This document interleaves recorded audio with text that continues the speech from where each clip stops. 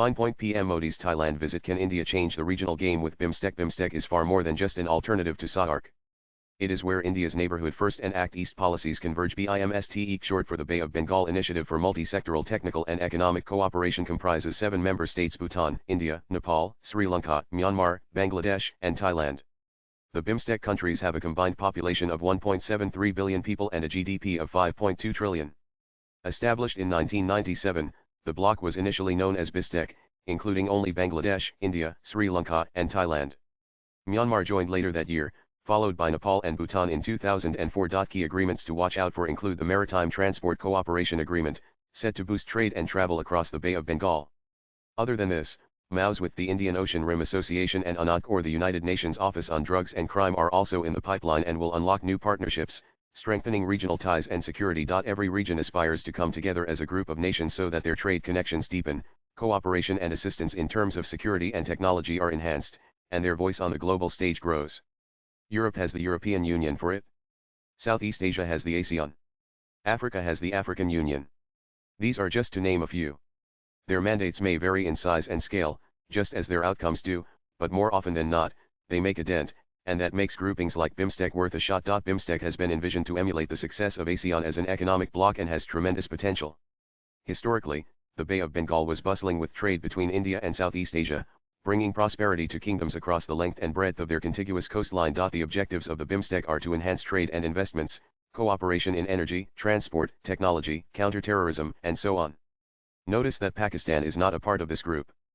Pakistan had its chance with SAARC, the South Asian Association for Regional Cooperation, but tensions with India, which disapproves of its terror-wielding hand, have rendered SAARC a dud in the world of multilateral politics. BIMSTEC is often seen as a regional alternative to SAARC, but is not limited to it, as it is also a bridge between the subcontinent and the larger Southeast Asian region. BIMSTEC is where India's neighborhood first and Act East policies converge, forming an important component of its larger role in the Indo-Pacific. As the largest member of the bloc, India has a plethora of responsibilities and opportunities to drive prosperity in the region. New Delhi understands this well, which is why India covers most of BIMSTEC's expenses. While BIMSTEC presents opportunities, it's yet to optimally harness its strengths. The frequency of in-person meetings between heads and ministers is inconsistent, and breakthroughs in this group have been few and far between. BIMSTEC sells two main dreams: free trade and free movement. For 2 decades now, BIMSTEC nations have been negotiating on a free trade deal, but with little progress. When it comes to transport, though, things are moving, with India driving the progress. The India-Myanmar-Thailand trilateral highway is one such example. This is a road spanning 3,200 kilometers and connects Mora in Manipur with Mae Sot in Thailand through Myanmar. Of course, the civil war in Myanmar has done no favors to this project.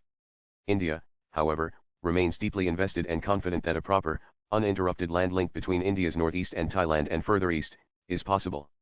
In fact, 2027 is the estimated year of the project's completion. Another important project is the Kaladan Multimodal Transit Transport Project KMMTTP, which aims to connect Kolkata Port in India to Sitwe Port in Myanmar and then to Mizoram through land and inland water routes. There is also the motor vehicle agreement between India, Bhutan, Nepal, and Bangladesh to allow for the free flow of vehicles with minimum roadblocks. Talks are on to make the free movement of commercial vehicles in the entire BIMSTEC sub-region with a single permit. While connectivity is key, India is also pushing for a preferential trade agreement, which could serve as a precursor to a free trade agreement. It's also enhancing security and energy cooperation. The MOU for grid interconnections among member nations and the BIMSTEC Energy Center established in Bengaluru, India, are all stepping stones in that direction.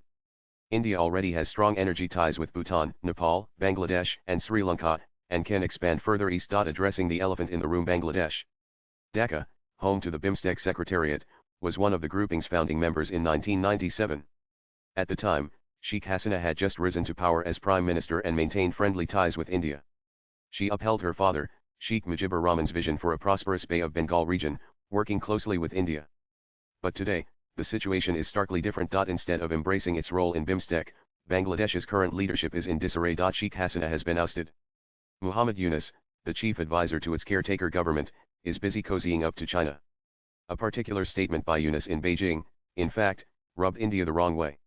He marketed Bangladesh as an attractive option to China, highlighting the landlocked nature of India's northeastern states and Bangladesh's supposed regional dominance in relation to them.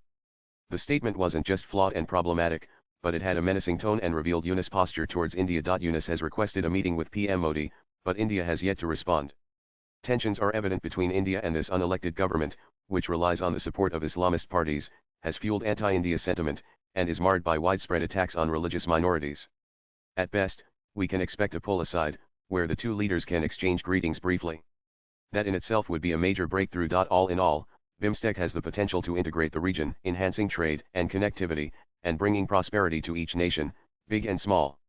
This is, however, hinged upon peace, trust, and unity. BIMSTEC is not ineffective like SAARC, but it is also not as dynamic and impactful as ASEAN. Building upon its charter, if the bloc can formalize further, form legal frameworks, deepen security cooperation to boost trust, and meet annually to boost activity and progress, the future holds promise. NAN views expressed in the above piece are personal and solely those of the author. They do not necessarily reflect News 18's views. NAN